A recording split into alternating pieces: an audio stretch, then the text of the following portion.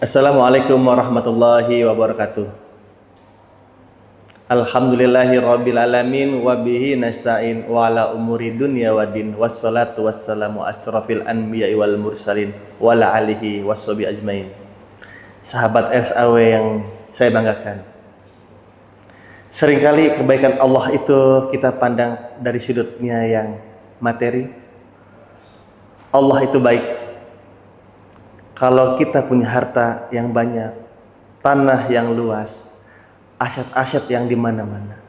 Sementara kalau cuma sekedar itu kebaikan Allah, terlalu sedikit orang yang mendapatkannya. Padahal kebaikan Allah tidak pernah berhenti dan meliputi seluruh makhluk hidup ini. Karena itu, pada kesempatan ini, saya ingin mengajak untuk melihat kebaikan-kebaikan Allah dalam bentuk yang lain. Bahwa kita diberikan harta yang banyak, itu kebaikan Allah. Bekerja di rumah sakit mata Ahmad Wardi ini, itu juga kebaikan Allah. Diberikan rumah di mana-mana, itu juga kebaikan Allah.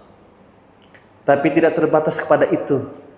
Ada kebaikan non materi yang malah justru itulah esensi kebaikan itu.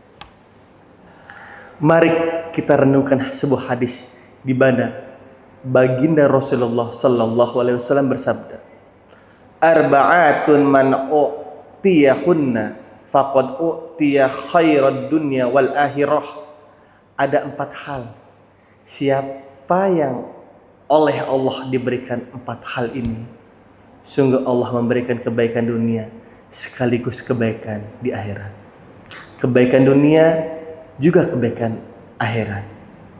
Ini berarti belum tentu yang baik di dunia menurut kita akan berbuntut baik juga di akhirat.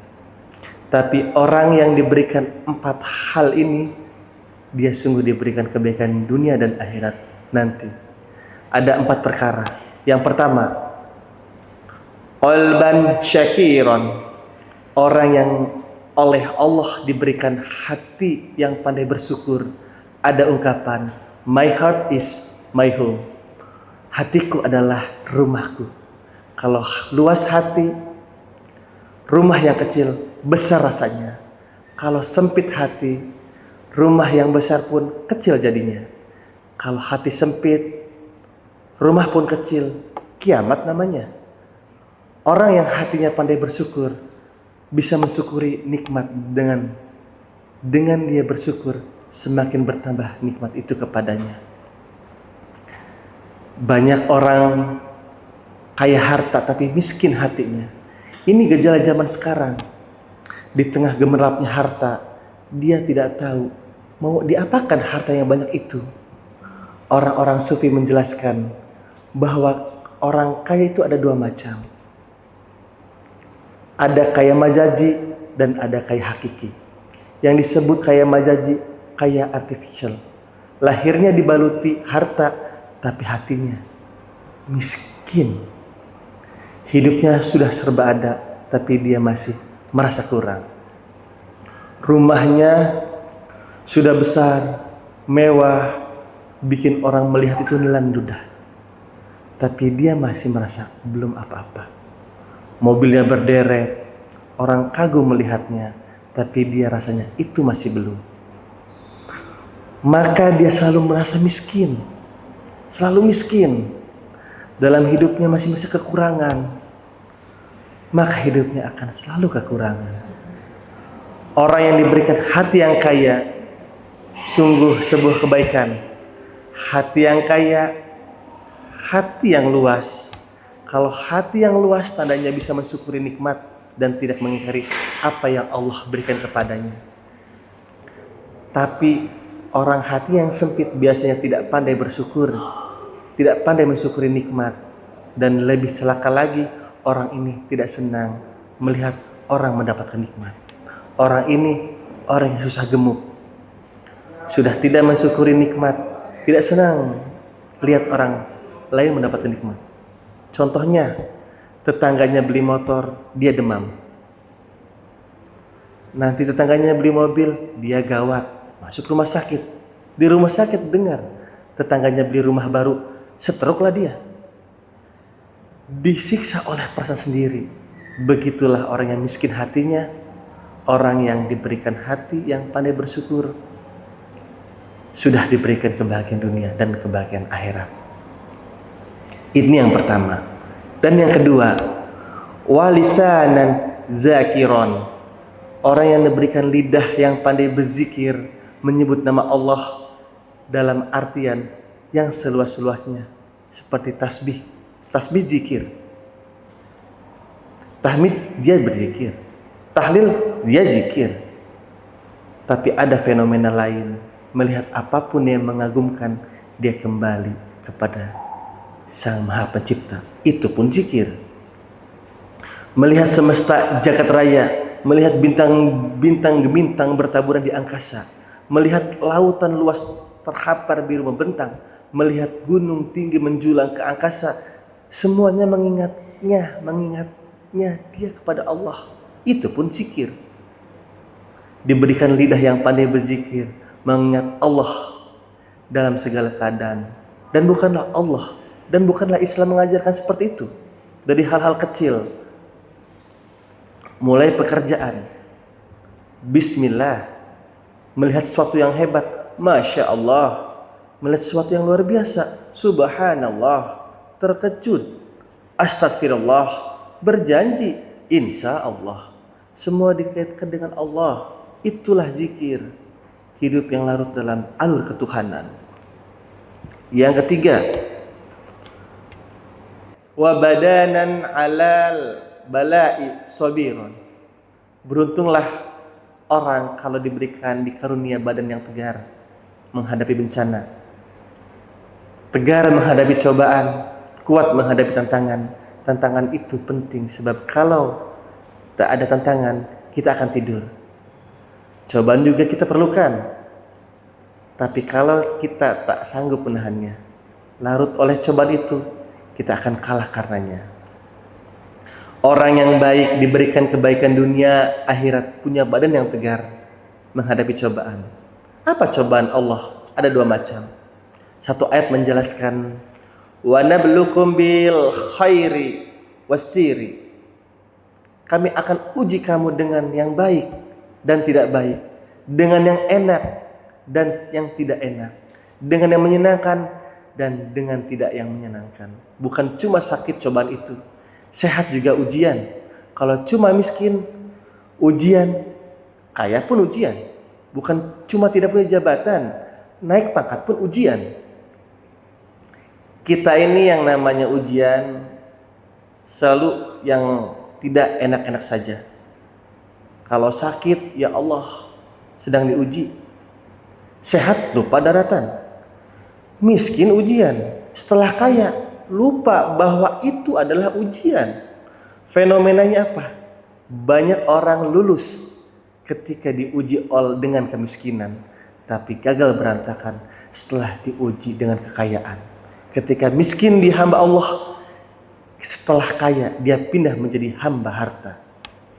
Belum pernah ada orang yang datang mengeluh, Pak Ustadz, saya sedang diuji oleh Allah. Kenapa Pak? Uang saya sedang banyak. Belum pernah ada. Kalau sudah bangkrut miskin, baru merasa sedang diuji.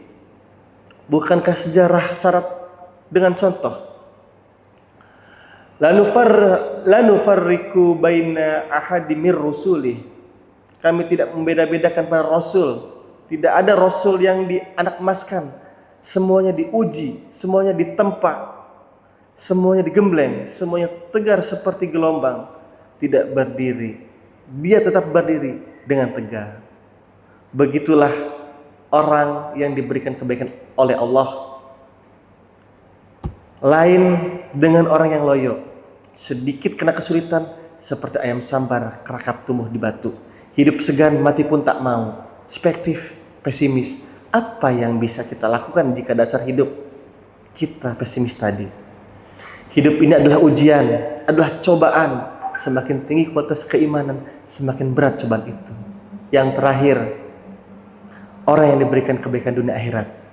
Wa zaujatan sholihan, wa zaujatan solihatan, diberikan istri solehah, pendamping.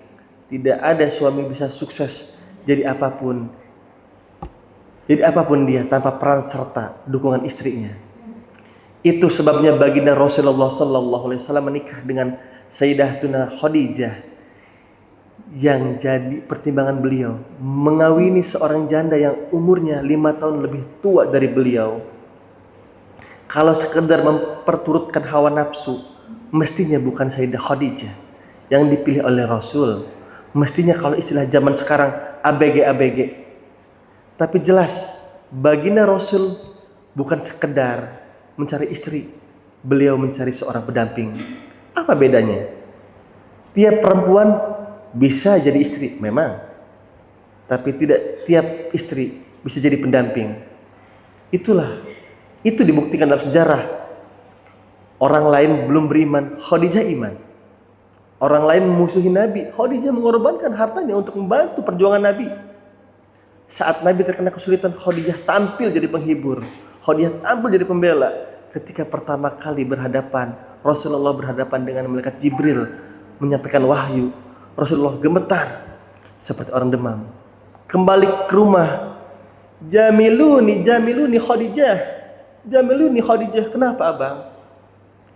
Barusan malaikat Jibril dia mengatakan begini. Saya khawatir Khadijah. Khadijah mengerti suaminya sedang mengalami semacam frozen emotional attitude. Sebagai istri yang bijak, pendamping yang baik, beliau tampil. Kalla yajikallahu abadan.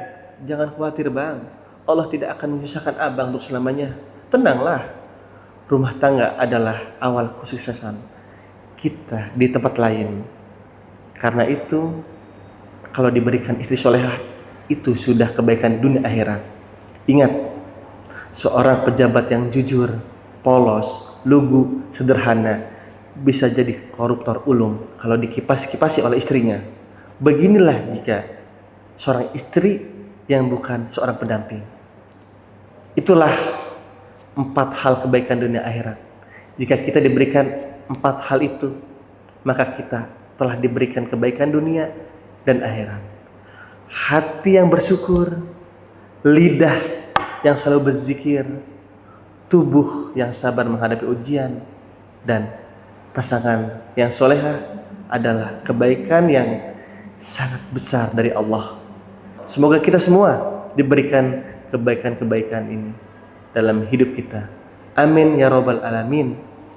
Cukup sekian. Wabillahi taufiq wal hidayah wa ridho wal inayah. Assalamualaikum warahmatullahi wabarakatuh.